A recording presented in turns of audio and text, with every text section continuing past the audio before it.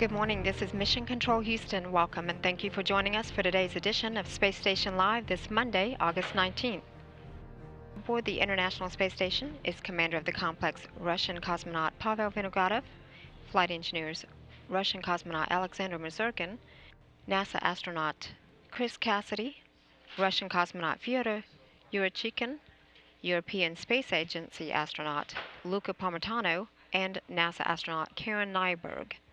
After a weekend of some light housekeeping and off-duty time, the Expedition 36 crew is back at work for a busy day of science research, some maintenance, and preparation of another spacewalk outside the orbiting complex. Following their Russian record-setting 7-hour, 29-minute spacewalk on Friday, flight engineers Yurchikhin and Mazurkin are spending some time today to prepare for yet another spacewalk that is scheduled to take place this Thursday outside the Pirs docking compartment. The two spacewalkers will venture outside the orbiting complex to replace a laser communications experiment with a platform for the installation of a small optical telescope, and also to remove a docking target from the Pirs docking assembly. The two cosmonauts are being debriefed today on last Friday's spacewalk. They'll be reviewing their procedures for the next excursion and also installing equipment on their Orlan spacesuits. Meanwhile, flight engineers Chris Cassidy, Karen Nyberg, and Luca Parmitano are working on a variety of science activities.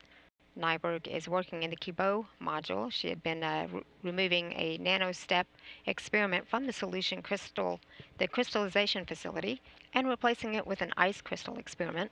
Nyberg has moved on to another scientific research working with the Fluids Integrated Rack, designed to host investigations in areas such as colloids, gels, bubbles, wetting, and capillary action, including boiling and cooling. Today she is working with ongoing colloid studies.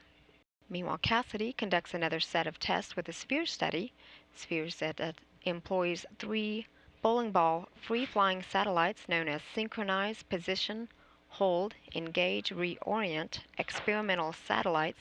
These satellites are used to test techniques that could lead to advancements in automated dockings, satellite servicing, spacecraft assembly, and emergency repairs. And Parmitano has spent some time this morning conducting the routine environmental health monitoring work today by measuring some sound levels throughout the station. He will also today be working within the Microgravity Science Glove Box to conduct an experiment run of the ongoing in-space study that looks at the changes of physical properties of colloids and fluids in response to magnetic fields. And also each of the crew members will then put in their daily 2 hours of exercise using the onboard gym equipment.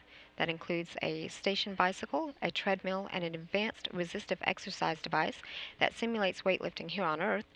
The crew will then wrap up the day with a final daily planning conference with the ground.